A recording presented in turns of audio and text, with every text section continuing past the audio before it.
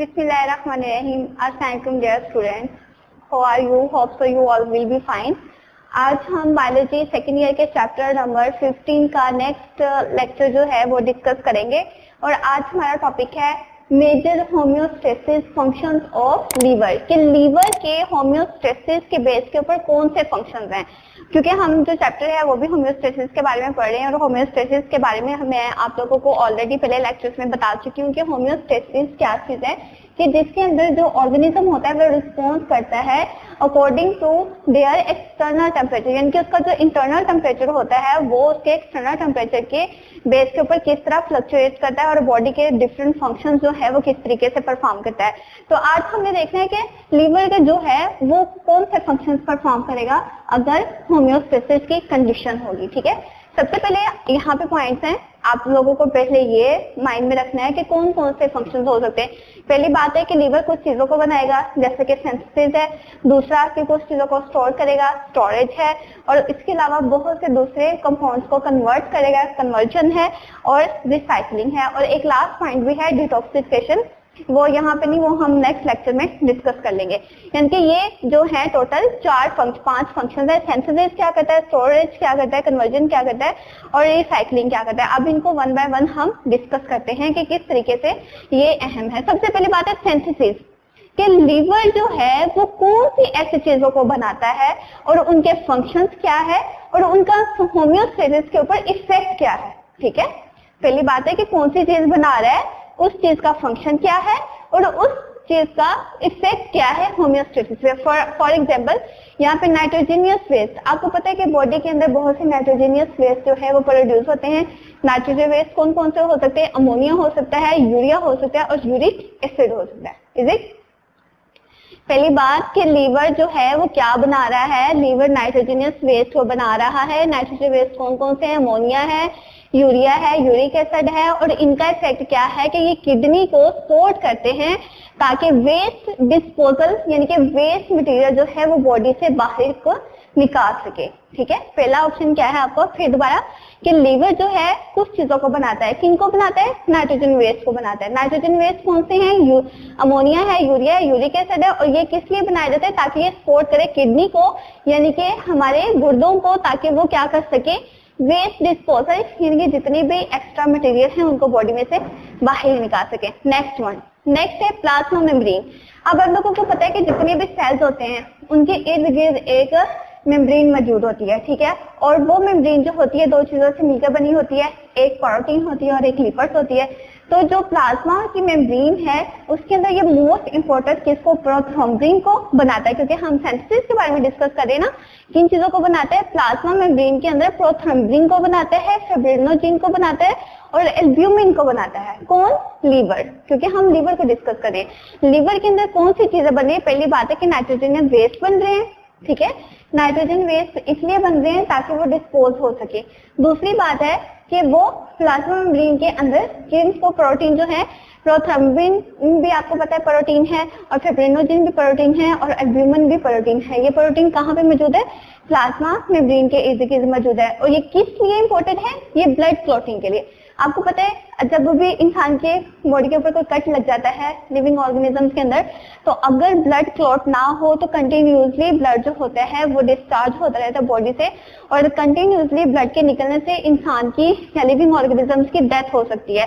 इसलिए ब्लड को क्लॉट होना यानी कि ब्लड का जमना जो है वो बहुत ज्यादा इंपॉर्टेंट है। लेकिन वो ब्लड किस वजह से जमता है, वो इन प्रोटीन्स की वजह से जमता है। ठीक है, अगर ये प्रोटीन्स नहीं होंगे तो ब्लड क्लॉटिंग नहीं होगी। अगर ब्लड क्लॉटिंग नहीं होगी तो जितना भी ब्लड होगा बॉडी के अंदर वो सारा क्या हो जाएगा, डिस्चार्ज हो जाएगा, और लिविंग ऑर्गेनिजम्स की क्या हो जाएगी, डेथ हो जाएगी। इसलिए लीवर का बहुत अहम किरदार अदा है प्लाज्मा प्रोटीन के बनाने में। उनके अंदर ये प्रोटीन्स हैं, और ये प्रोटीन्स किस में अहम किरदार अदा करती हैं, ब्लड क्लॉटिंग के अंदर। और इसके अलावा ये मेंटेन रखती हैं osmotic balance of the blood, यानी कि ब्लड का ऑस्मोटिक बैलेंस जो है इसको मेंटेन रखती है।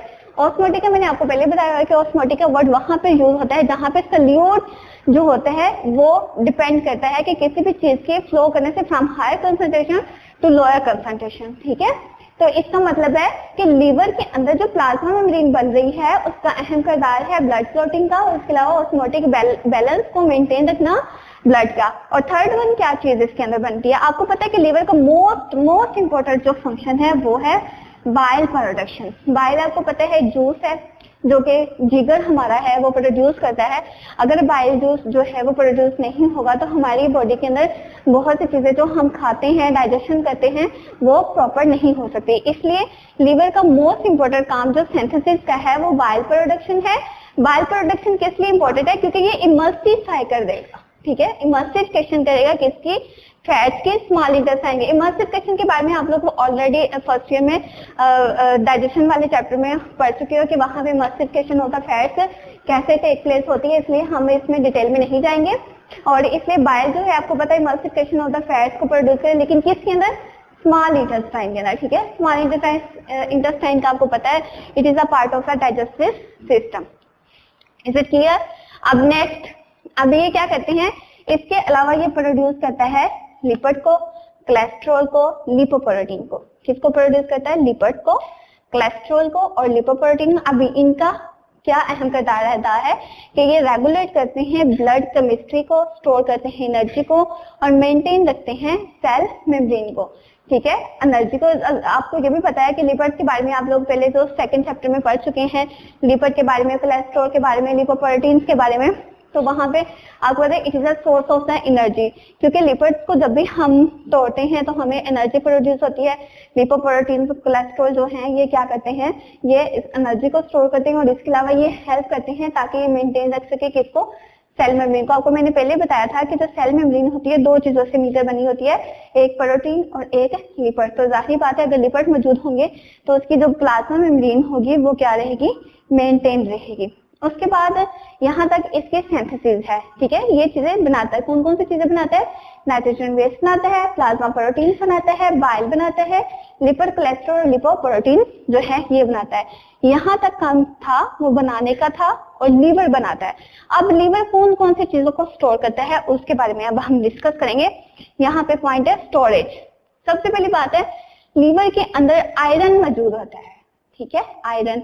अब आप लोगों को बहुत अच्छे तरीके से पता होगा कि जो आयरन है वो हीमोग्लोबिन का सेंट्रल आयन मौजूद होता है। जैसे कि आप लोगों ने क्लोरोफिल के बारे में पढ़ा था, उसके अंदर मैग्नीशियम उसका सेंट्रल आयन था ना।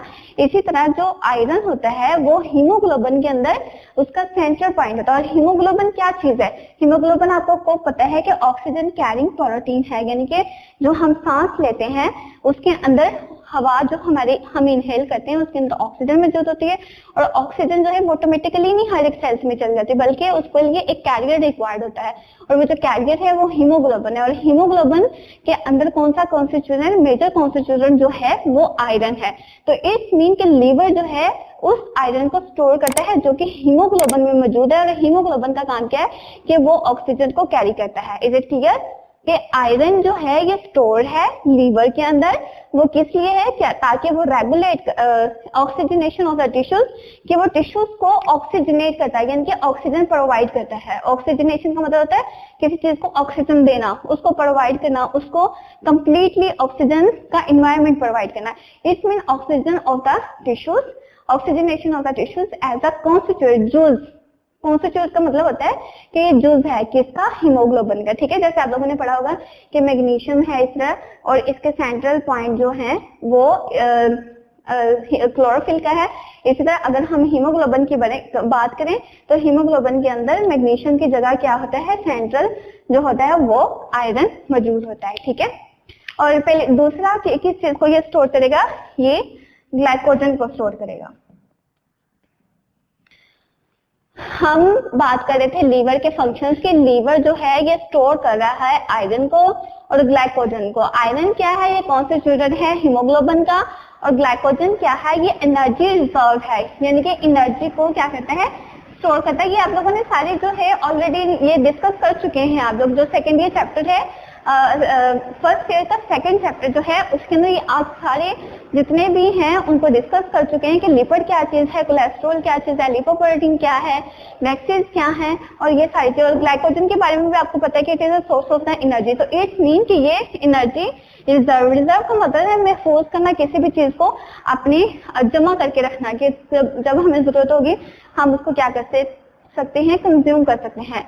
इसलिए आयरन जो है वो हीमोग्लोबिन का कॉन्स्टिट्यूएंट है जो कि ऑक्सीजनेट करता है टिश्यूज को, और ग्लाइकोजन जो है एनर्जी रिजर्व यानी कि एनर्जी को महफूज करने वाला है। अब नेक्स्ट बहुत से ऐसे कंपाउंड्स होते हैं जिनको कन्वर्ट भी किया जाता है, और वो कन्वर्शंस कौन कौन सी हैं। सबसे पहली बात है एक्सेस ग्लूकोज, जिनके बहुत ज्यादा बॉडी के अंदर जो होती है वो ग्लूकोज मौजूद होती है, और ग्लूकोज को किस में कन्वर्ट कर देते हैं, ग्लाइकोजन में। और ग्लाइकोजन जो होती है ये स्टोरेज फॉर्म होती है इसकी, ठीक है। मतलब बॉडी के अंदर ग्लूकोज एज सेफ नहीं रहती, मतलब प्रिजर्व नहीं रहती, बल्कि ग्लूकोज जो होती है वो ग्लाइकोजन की फॉर्म में महसूस रहती है। अब ग्लाइकोजन जो है वो किस में कन्वर्ट होता है आपको पता है, लैक्टिक एसिड। लैक्टिक एसिड जो है एक कंपाउंड है जो प्रोड्यूस होता है ड्यूरिंग द एनारोबिक रेस्पिरेशन। आप लोगों ने रेस्पिरेशन की 2 टाइप्स पढ़ी है ना, aerobic respiration and anaerobic respiration. Aerobic respiration जब ऑक्सीजन मौजूद होती है, एनारोबिक रेस्पिरेशन जब ऑक्सीजन मौजूद नहीं होती। तो जब ऑक्सीजन मौजूद नहीं होती तो वो फिर लैक्टिक एसिड प्रोड्यूस करती है। जो लैक्टिक एसिड हमारी बॉडी में रहता है तो वो बहुत हमें अनकंफर्ट सिचुएशंस प्रोवाइड करता है कि हम नॉर्मल नहीं रहते, हमें बहुत फटीग फील होती है और पेनफुल जैसे कि क्रैम्प्स वगैरह पड़ जाते हैं और बॉडी जो है नॉर्मल फंक्शंस परफॉर्म नहीं कर सकती। इसलिए जो लैक्टिक एसिड है वो हमेशा क्या करता है, इंसानी बॉडी के लिए ना जरूरी होता है। इसलिए लैक्टिक एसिड को ये किस में कन्वर्ट करेगा, ग्लाइकोजन में। और ग्लाइकोजन में जो कन्वर्ट करेगा, और ग्लाइकोजन जो है ये स्टोर्ड फॉर्म है किसकी, एनर्जी का। और फिर दोबारा ग्लाइकोजन जो है वो एज इट इस्तेमाल नहीं होगी, इस्तेमाल जो होती है वो हमेशा ग्लूकोज के फॉर्म में इस्तेमाल होती है, ठीक है। कभी भी ग्लाइकोजन जो होती है वो एक रिजर्व कंपाउंड है ग्लूकोज का, लेकिन हमने जब उसको इस्तेमाल करना है तो वो ग्लाइकोजन की फॉर्म में इस्तेमाल नहीं करना, बल्कि उसको हमने ग्लूकोज में कन्वर्ट करके फिर उसमें से एनर्जी देनी है। फर्ज करके बहुत ज्यादा आपको आप लोग फ्री बैठे हुए हैं, खाना आप लोगों ने सुबह खा लिया है, ठीक है, और जो सुबह आपने खाना खाया है तो इट डजंट मीन कि सिर्फ आपको उस टाइम के लिए एनर्जी प्रोवाइड है। आपने 8 बजे खाना खाया, आप लोग 9 बज गए, 10 बज गए, आप 10 बजे आप लोगों को बिल्कुल नॉर्मल कंडीशन में बैठे, आपको नहीं पता कि मतलब कोई एकदम स्ट्रेस आ सकती है, डिप्रेशन आ सकता है, कोई खुशी आ सकती है। अब फर्ज करें कि जैसे कि बच्चों को नॉर्मली ज्यादा टेंशन ये होती है कि हम एग्जाम्स में फेल हो गए हैं या रिजल्ट आ गया है, तो फिर क्योंकि ये शॉक्ड है ना, ये मतलब उसको डिप्रेशन मिल रहा है, तो डिप्रेशन की वजह से उसको उसकी बॉडी में ज्यादा से ज्यादा एनर्जी जो है वो कंज्यूम होगी, तो वो एनर्जी उसको ग्लूकोज की मिलेगी, लेकिन वो ग्लाइकोजन में नहीं मिलेगी। ग्लाइकोजन में पहले टूट के ग्लूकोज में कन्वर्ट होगा और वो ग्लूकोज फिर उसको मिलेगी। और ये ग्लाइकोजन जो होता है ये स्ट्रेस कंडीशंस के लिए, फाइट के लिए, फर्ज करके आपको फ्री हाल में बैठे हुए हैं लेकिन आपको एकदम किसी से लड़ना पड़ सकता है, किसी के साथ ऊंची आवाज में बात करनी पड़ सकती है, किसी को इनफैक्ट मारना पड़ता है, तो मारने के लिए एनर्जी रिक्वायर्ड होगी ना, तो वो एनर्जी आपको ग्लाइकोजन के फॉर्म में मौजूद है, लेकिन वो ग्लाइकोजन पहले ग्लूकोज में कन्वर्ट होगा, फिर वो ग्लूकोज आपको एनर्जी प्रोवाइड करेगा ताकि आपकी जितनी भी सिचुएशंस है फाइटिंग वाली, टेंशन वाली, डिप्रेशन वाली, तो उसके लिए आपको एनर्जी मिल सके, ठीक है। तो पहले जो कन्वर्जन की हम बात करें तो ग्लूकोज जो होगा वो ग्लाइकोजन में कन्वर्ट होगा ताकि वो स्टोर हो सके, ठीक है। ग्लाइकोजन में कन्वर्ट हो रहा है, इट मीन वो स्टोर हो रहा है, लेकिन ग्लाइकोजन से जब ग्लूकोज में कन्वर्ट होगा इट मीन की एनर्जी यूज हो रही है, ठीक है। ग्लूकोज कन्वर्ट होगा ग्लाइकोजन में। अब ये एक स्टेप हो गया। उसके बाद कभी कभार एनारोबिक रेस्पिरेशन होती है। एनारोबिक रेस्पिरेशन जब होती है तब लैक्टिक एसिड प्रोड्यूस होता है, तो लैक्टिक एसिड जो होता है वो भी ग्लाइकोजन में कन्वर्ट होता है, ठीक है। मतलब कि ग्लूकोज भी कन्वर्ट होगी ग्लाइकोजन में और लैक्टिक एसिड को भी कन्वर्ट कर देगा ग्लाइकोजन में। अब ग्लाइकोजन जो है ये हमारे पास फॉर्म है स्टोर ऑफ एनर्जी। अब जब हमें एनर्जी रिक्वायर्ड होगी तो फिर यही ग्लाइकोजन जो है वो किस में कन्वर्ट हो जाएगा, ग्लूकोज में। और ग्लूकोज हमें किस लिए रिक्वायर्ड है, ताकि हम एनर्जी स्टोर्ड हुए को उसको इस्तेमाल कर लें, ठीक है। एनर्जी स्टोरेज जो एनर्जी हमारी बॉडी के अंदर मौजूद थी उसको हम क्या करें, इस्तेमाल करें। और इस्तेमाल करने की बहुत सी सिचुएशन है, फर्ज करें अब ये तो नहीं है ना कि आपको टेंशन हुई है, आपको एनर्जी की जरूरत है, तो आप कहेंगे पहले ठहरो जरा मैं खाना खा लूं या एनर्जी ले लूं, फिर उसके बाद फिर मैं मतलब टेंशन लेता हूं क्योंकि मुझे एनर्जी की जरूरत है। नहीं, लेकिन जो आपकी बॉडी के अंदर ऑलरेडी मौजूद लैक्टिक एसिड, ग्लाइकोजन जो है ये कन्वर्ट होंगे ग्लूकोज के अंदर। ये ग्लूकोज जो होगी ये एनर्जी थी और ये एनर्जी फिर आप एट दैट स्पॉट जो है उसको यूटिलाइज करेंगे। Is it clear? ये हमारे 3 पॉइंट से। फर्दर थे रिसाइकलिंग। रिसाइकलिंग का मतलब होता है कि किसी चीज को हम दोबारा इस्तेमाल में लाने के लिए उसके एक प्रोसेस से गुजारते हैं ताकि कोई यूजलेस चीज जो है उसको हम क्या कर सके, यूज कर सके। अब contents of the all red blood cells, आपको पता है कि हमारी बॉडी के अंदर रेड ब्लड सेल्स मौजूद होते हैं, व्हाइट ब्लड सेल्स मौजूद होते हैं और इनका एक ड्यूरेशन होता है जिसके बाद वो क्या हो जाते हैं, डेथ हो जाते हैं, मतलब कि खत्म हो जाते हैं, मर जाते हैं, उनका फंक्शन जो है वो खत्म हो जाता है, वो ओल्ड हो जाता है।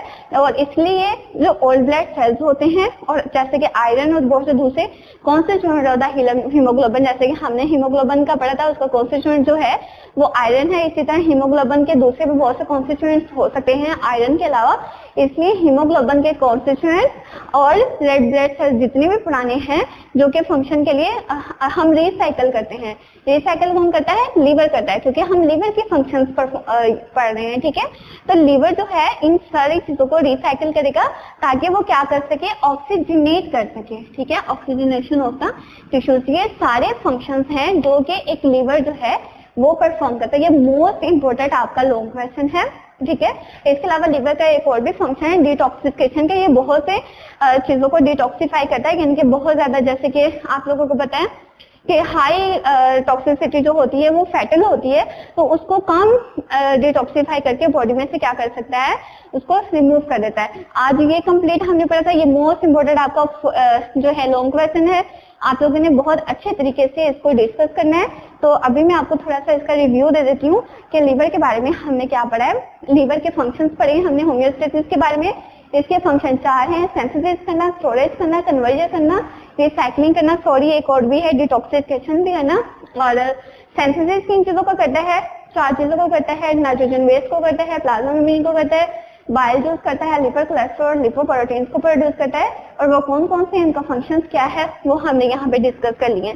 उसके बाद हमने स्टोरेज के बारे में पढ़ा था कि लीवर जो है किन चीजों को स्टोर करता है, आयरन को स्टोर करता है, ग्लाइकोजन को स्टोर करता है, उनका फंक्शन क्या है वो भी हमने यहाँ पे डिस्कस कर लिया। उसके बाद हमने कन्वर्जन के बारे में पढ़ा कि एक्सेस ग्लूकोज जो होती है ब्लड के अंदर वो कैसे कन्वर्ट होती है ग्लाइकोजन के अंदर, लैक्टिक एसिड भी ग्लाइकोजन में कन्वर्ट होता है, फिर इसके बाद जो ग्लाइकोजन होता है वो ग्लूकोज में कन्वर्ट होकर फिर एनर्जी प्रोवाइड करता है, ठीक है। ये आप लोगों ने कंफ्यूज नहीं होना कि ग्लाइकोजन भी है वो भी सोर्स ऑफ एनर्जी है, ग्लूकोज जो है वो भी सोर्स ऑफ एनर्जी है, लेकिन ग्लाइकोजन जो फॉर्म है ये स्टोरेज फॉर्म है, यानी कि अगर उसमें स्टोर होना है तो वो ग्लाइकोजन की फॉर्म में स्टोर होगा, लेकिन अगर उसमें इस्तेमाल होना है तो वो ग्लूकोज की फॉर्म में इस्तेमाल होगा, ठीक है।